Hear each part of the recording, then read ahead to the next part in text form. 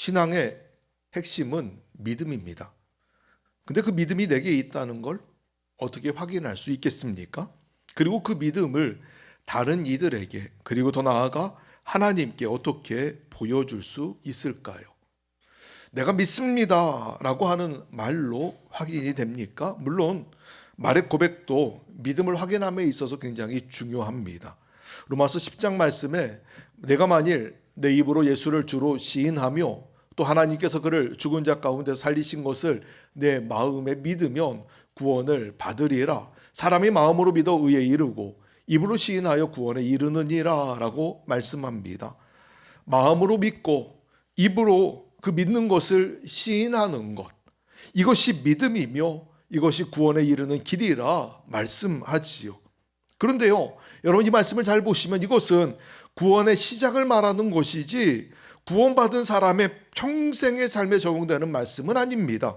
왜냐하면 믿음은 말로만 증명되지 않기 때문입니다. 더 나아가 믿음은 행함으로 증명되어야 하기 때문이죠. 야고보서 2장 18절 말씀에 어떤 사람은 말하기를 너는 믿음이 있고 나는 행함이 있으니 행함이 없는 내 믿음을 내게 보이라. 나는 행함으로 내 믿음을 내게 보이리라 하리라 라고 말씀합니다. 여러분 이 말씀에서 우리가 분명히 알 수 있습니다. 믿음은 말로만 증명되지 않고요, 행함으로 증명된다는 사실이에요. 행함으로 증명되는데 그 행함이 바로 순종입니다. 따라서 믿음의 삶은 순종의 삶인 것이죠. 예수님의 생애를 한마디로 요약하라면 여러 가지 말들을 할 수 있을 거예요. 사랑의 삶이다 말할 수 있을 건데요, 예수님의 생애를 한마디로 표현할 수 있는 또 한 가지 단어가 있습니다. 그것은 바로 순종입니다. 예수님의 삶은 순종의 삶이에요. 예수님은 아들로서 하나님께 온전하게 순종하셨습니다. 예수님의 공생의 기간 동안 주님의 모든 초점은 아버지 하나님께 순종하는 것에 맞춰져 있었습니다. 예수님의 삶의 모든 뜻은 아버지의 뜻이었죠. 우리가 복음서를 보면 예수님이 여러 가지 능력을 행하셨던 것을 봅니다. 병을 고치시고요, 죽은 사람을 낫게 하실 때도 있고요, 귀신을 쫓아내시면서 숱한 기적들을 행하신 걸 봅니다. 그런데 예수님의 생애의 초점이 그 기적을 행하는 게 초점이고 목적이었을까요? 주님이 이 땅에 오신 이유가 병을 고치기 위함이었습니까? 병 고치는 기적을 행하기 위해서? 만약 그렇다면 주님은 다른 거 할 필요가 없었을 거예요. 그냥 병자들만 고치고 다니시면 됐겠지요. 그러나 예수님의 삶의 목적은 그것이 아니었습니다. 주님은 병자를 고치는 것, 귀신을 쫓아내는 것, 심지어 나사로 같은 죽은 사람을 살리는 것, 그런 기적을 행하는 것이 예수님의 생애의 목적이고 그것이 초점이 아니었습니다.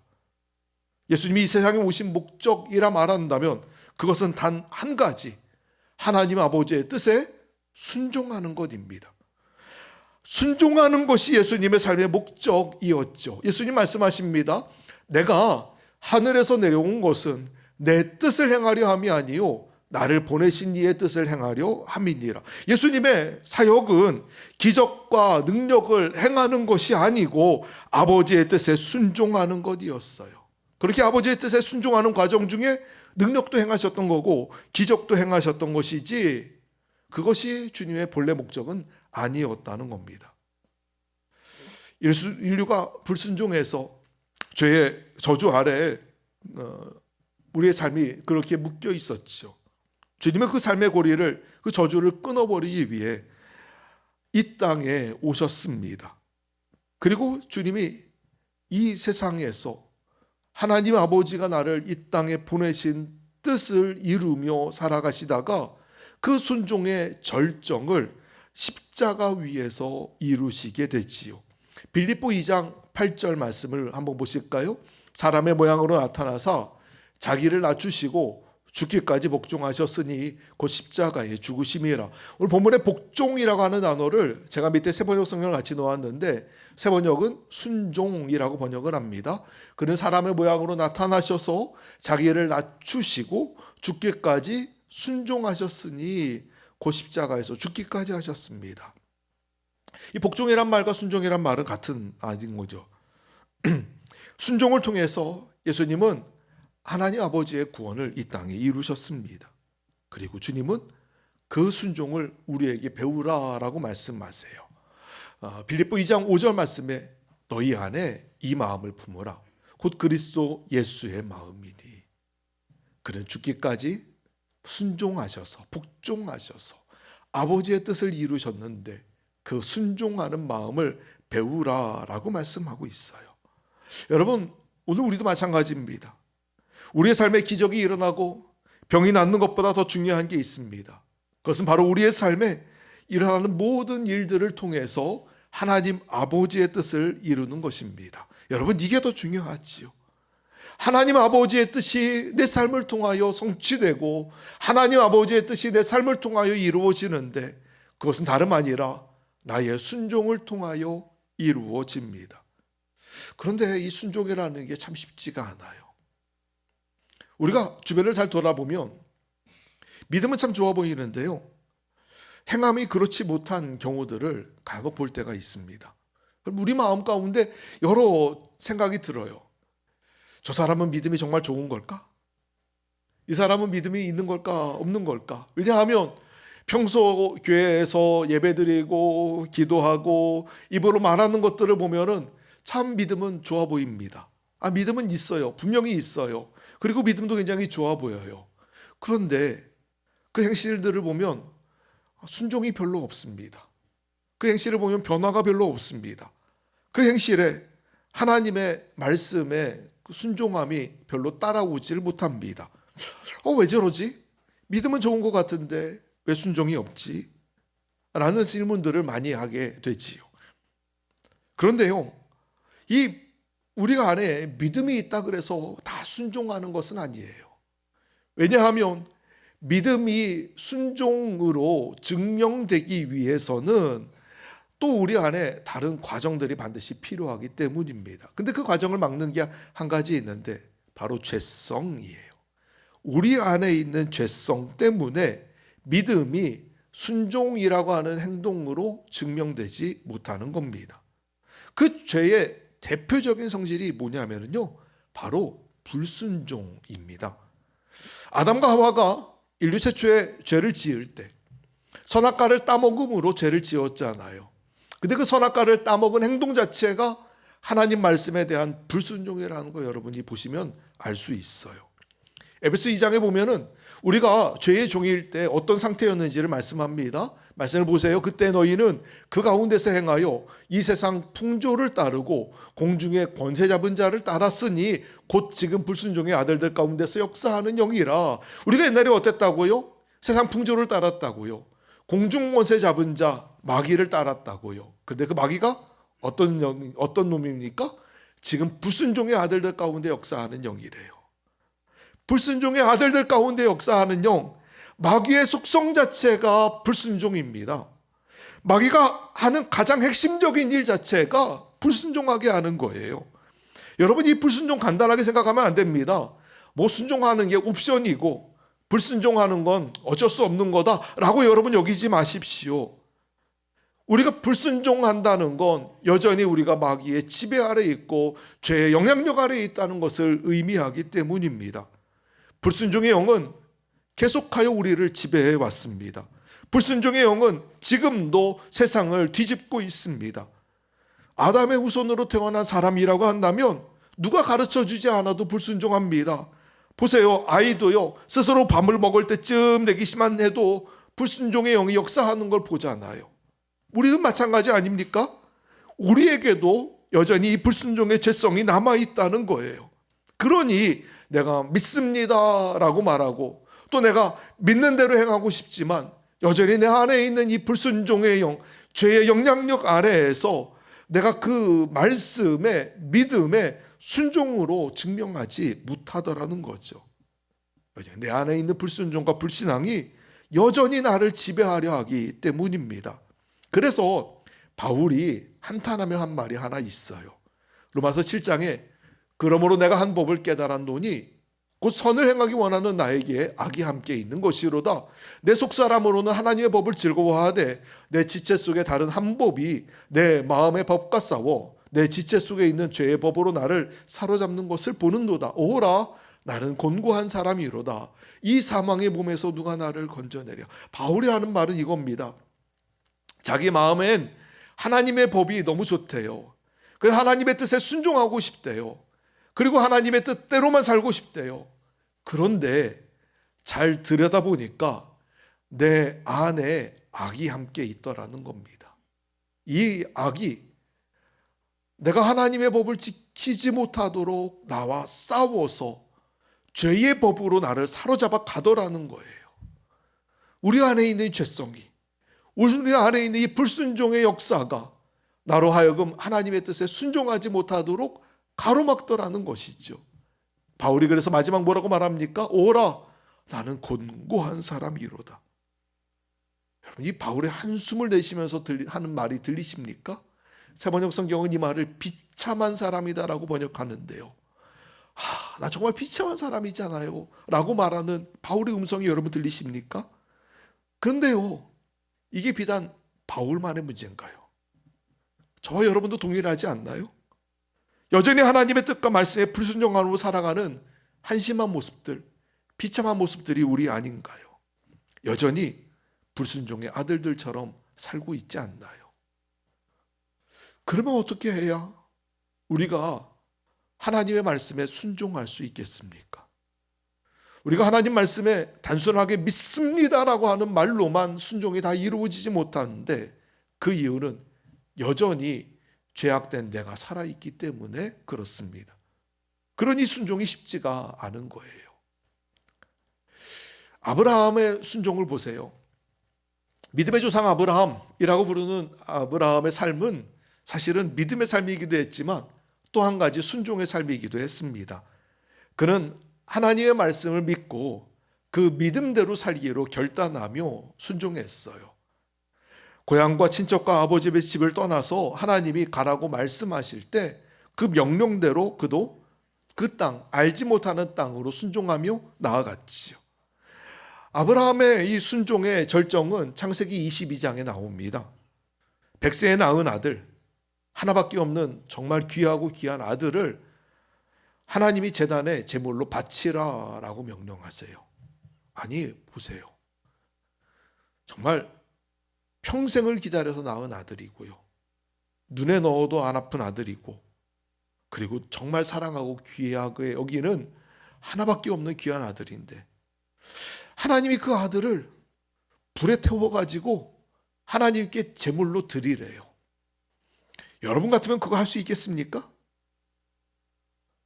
아브라함이 그 하나님 말씀을 들을 때 어떤 마음이 들었을까요? 정말 하나님께서 하나님 어떻게 나한테 이 아들을 바치라고 말씀하실 수 있어요? 하나님 정말 악한 하나님이네요. 내가 그런 악한 하나님이라면 이제는 하나님 나 안 섬길 거예요 라고 말하고서 하나님 뒤돌아서 떠나간다고 해도 사실 세상에 그를 향하여 손가락질할 사람 없었을 겁니다. 모두가 다 동일한 마음 아닙니까? 그런데요, 아브라함은 그 하나님의 명령에 순종합니다.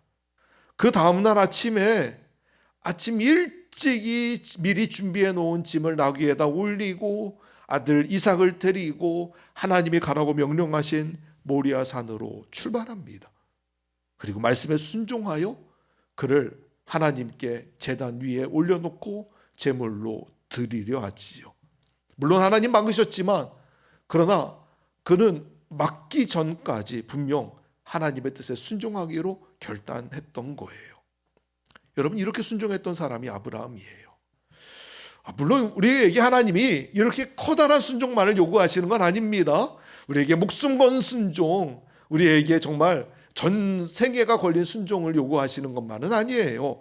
아주 작은 순종부터 때로는 큰 순종까지 하나님은 여러 가지 순종들을 요구하십니다. 그런데요, 그럼에도 불구하고 아주 작은 순종이라도 사실 우리에게 어려운 이유는 다른 게 아니라 여전히 내가 살아있기 때문이지요.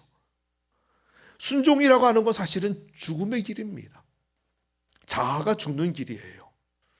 아브라함이 아들 이삭을 제물로 바치는데 그것은 아들을 바치는 게 아니라 자기를 바치는 거였어요.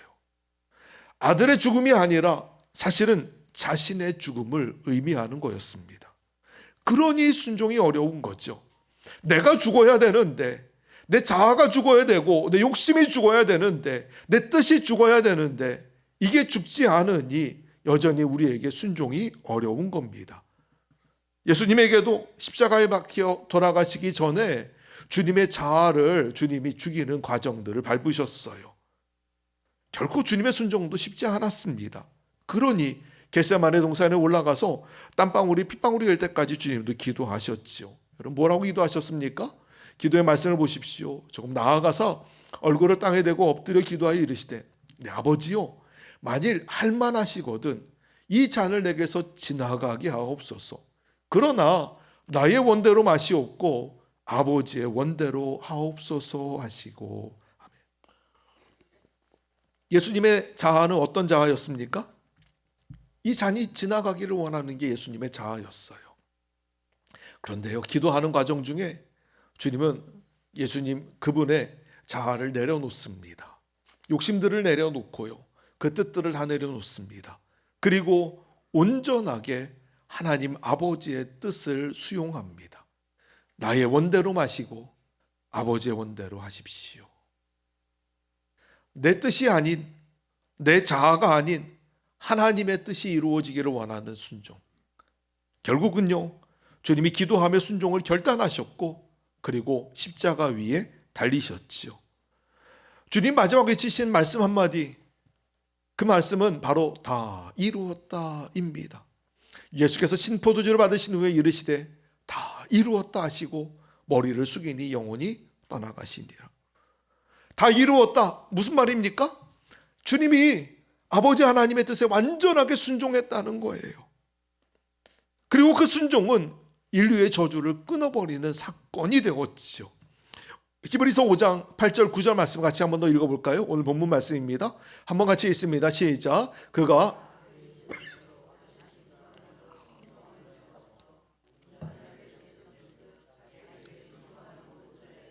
구원의 근원이 되시고. 아멘.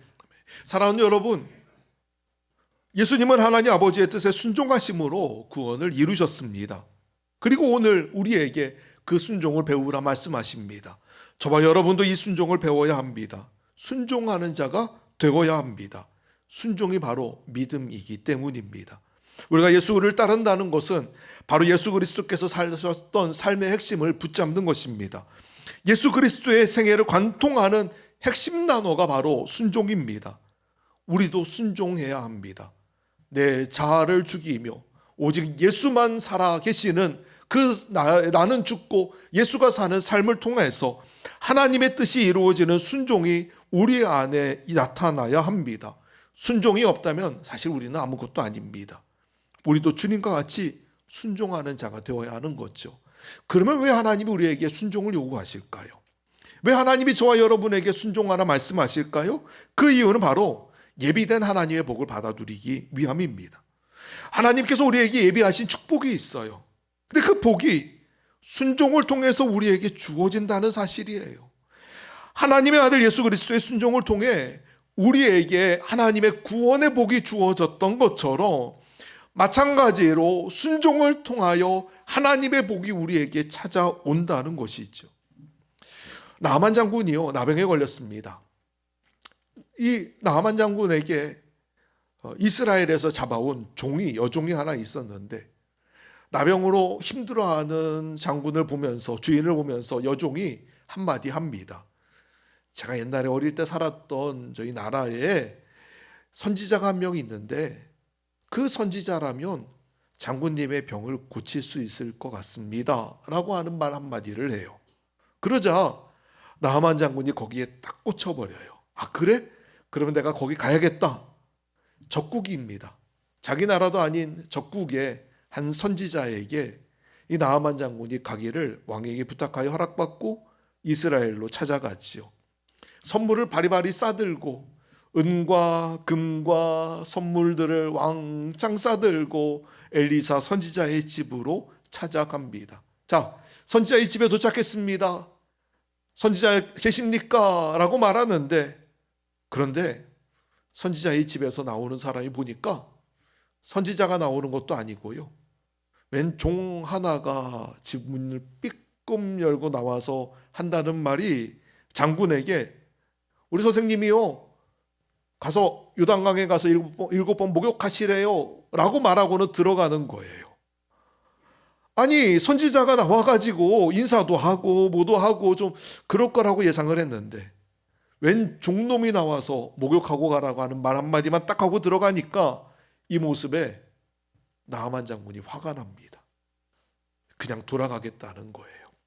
성경에 나아만 장군을 불평하는 말이 이렇게 나옵니다. 세번역 성경으로 제가 읽어드려요. 나아만은 이 말을 듣고 화가 나서 발길을 돌렸다. 아니, 적어도 엘리사가 직접 나와서 정중히 나를 맞이하고 주 그의 하나님의 이름을 부르며 상처 위에 직접 안수하여 나병을 고쳐주어야 도리가 아닌가.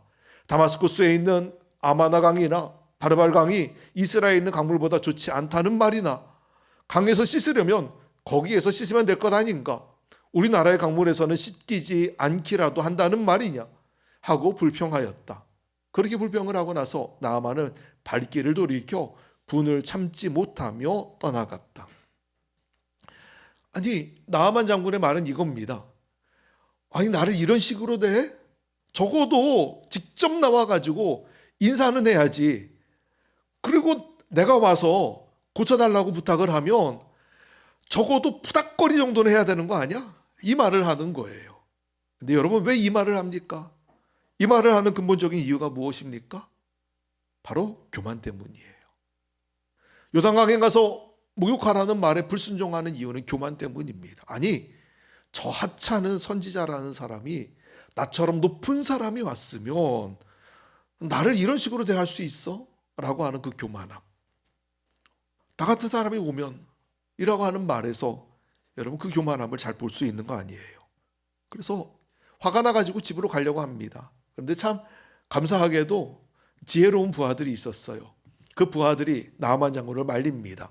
그러나 부하들이 그에게 가까이 와서 말하였다. 장군님, 그 예언자가 이보다 더한 일을 하라고 하셨다면 하지 않으셨겠습니까? 다만 몸이나 씻으라는데, 그러면 깨끗해진다는데 그것 좀 못할 까닭이 어디에 있습니까? 이거 부하들이 한 말 이겁니다. 나아만 장군이 올 때 은도 가져오고 금도 가져오고 선물도 왕창 싸들고 왔거든요. 그 말은요, 그걸 가지고 올 때에는, 야, 이거밖에 안 갖고 왔어? 더 갖고 와. 그러면 더 갖고 왔을 거예요. 아마 그 마음이 분명히 있었을 겁니다. 더한 거 하라 그랬으면 더 했을지도 모릅니다. 가서 어디 전쟁해가지고 누구 이기고 와. 아마 그럼 목숨 걸고 가서 싸워가지고 이기고 왔을 거예요. 더한 일도 하라 그러면 분명히 했을 마음으로 여기 왔을 텐데, 근데 그거 그까짓 거 목욕 한번 못 하겠습니까? 부하들이 하는 말이잖아요. 하나님이요, 왜 나아만에게 목욕하라 하셨을까요? 왜 다른 것도 아닌 목욕을 하라 하셨을까요? 나아만 장군 말처럼 다마스쿠스에 물이 더러워서요? 여기가 물이 깨끗해서? 아니에요. 그쪽 물이 더 깨끗합니다. 거긴 산에서 내려오는 빙하수예요. 나아만이 평소에 목욕을 안 해가지고 너무 더러워서 너 가서 목욕이나 하고 와? 그런 걸까요? 아니에요. 그런데 왜 하나님이 목욕하라고 말씀하실까요? 목욕 자체가 중요한 건 아니지요.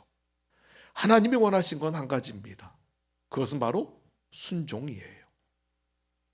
더도 아니고 덜도 아닌 바로 순종입니다. 믿지 못해도 괜찮습니다. 불평불만으로 해도 괜찮습니다. 나아만에게 하나님이 요구하신 건 바로 순종이었죠. 14절 말씀에, 그리하여 나아만은 하나님의 사람이 시킨 대로 요단강으로 가서 7번 몸을 씻었다. 그러자 그의 살결이 어린아이의 살결처럼 새 살로 돌아와 깨끗하게 나았다. 하나님의 사람이 시킨 대로 했더니, 사람이 시킨 대로라고 하는 말이 바로 순종입니다. 나아만이 순종했더니 어떤 일이 일어났습니까? 그의 나병이 낫는 치료의 능력이 나타났지요. 여러분, 그렇습니다. 순종으로 능력이 나타난 것입니다. 이것이 바로 순종으로 얻는 복입니다. 여러분, 사랑하는 여러분, 우리가 어떻게 복을 받습니까? 우리가 순종함으로 복을 받습니다. 주의 말씀에 순종할 때 하나님의 능력이 따라옵니다. 그러니 하나님의 능력을 구하지 마시고 하나님의 말씀에 순종하시기 바랍니다. 무엇을 달라고 기도하지 않아도요, 말씀에 순종하면 저절로 이루어지게 됩니다. 말씀에 순종할 때 그곳에 기적이 나타납니다. 순종하는 곳에 하나님의 능력이 나타나며 우리가 하나님 말씀에 순종하면 우리가 예상하지 못한 기적이 따라오는 것이지요. 성경을 볼 때 순종하는 자에겐 하나님의 역사가 함께 있었던 것을 봅니다. 이스라엘 백성들이 순종하여 여리고성을 돌았더니 여리고성이 무너지는 역사를, 그 기적을 경험하지 않았습니까? 반대로 성경에서 불순종하는 사람들은 그 복이 가로막혔던 것을 보게 됩니다. 이스라엘 백성들이 광야에서 하나님께 불평하고 원망하며 주의 말씀에 불순종하며 나아갔더니 결국 그 방황하지 않아도 될 40년의 시간을 그들이 광야에서 허비하며 방황하게 되었지요.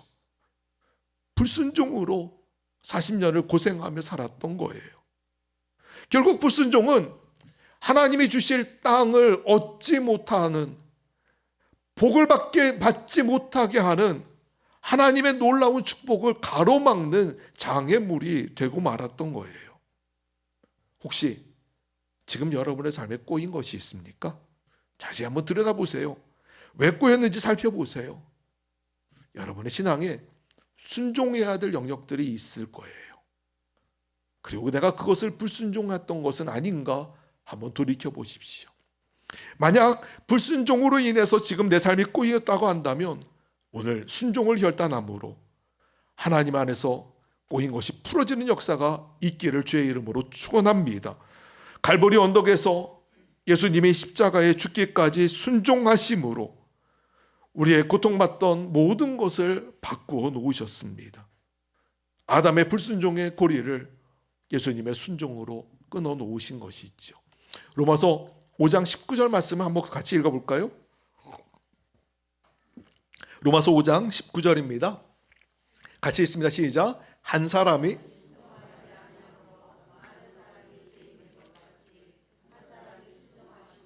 많은 사람이 의인이 되리라. 아멘. 불순종으로 인해 인류에게 죄가 찾아왔어요. 저주가 찾아왔습니다. 그런데 그 저주를 끊고 그 죄를 끄는 게 바로 순종이란 사실이에요.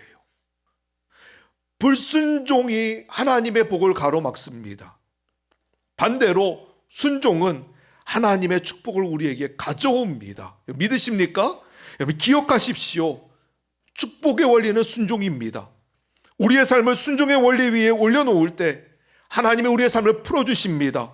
순종의 삶을 살아갈 때 묶인 것이 풀어지는 역사가 일어나게 될 줄로 믿습니다. 오늘 바라기는 여러분 가운데 불순종의 영이 끊어지고 예수와 같이 하나님의 뜻에 완전하게 순종하는 역사가 있기를 축원합니다. 불순종의 영이 여러분을 지배하는 것이 아니라 성령 하나님께서 여러분을 순종의 사람으로 완전하게 지배하시기를 간절히 축원합니다. 오직 말씀 앞에 거꾸러지고 아멘으로 화답하며 그 말씀에 실천하며 살기를 축복합니다. 지금까지 하나님 말씀 앞에서 아니요, 우리가 했기 때문에 잃어버린 것이 있었다고 한다면 오늘 이제부터 주의 말씀 앞에 예라고 반응하셔서 묶인 것이 모두 풀리는 은혜가 있기를 주님의 이름으로 축복합니다. 믿음은 순종으로 증명됩니다. 순종함으로 내 믿음이 증명될 뿐 아니라 순종함으로 하나님이 주시겠다고 예비하신 복이 우리 가운데 주어지는 것입니다. 믿음은 순종입니다. 믿음은 순종으로 증명됩니다. 하나님을 사랑한다면 기꺼이 그의 말씀을 들으시고 그 말씀에 순종해야 하는 것입니다. 순종하기 위해서 지금 힘들고 어려워 보여도 여러분 그곳에서 하나님의 기적이 일어나고 하나님의 능력이 나타나고 그 순종하는 자리에 하나님의 은혜가 임한다는 사실을 기억하며 믿음으로 순종하며 나아가는 여러분 되시기, 그래 하나님의 축복을 받는 여러분 다 되시기를 주의 이름으로 축복합니다.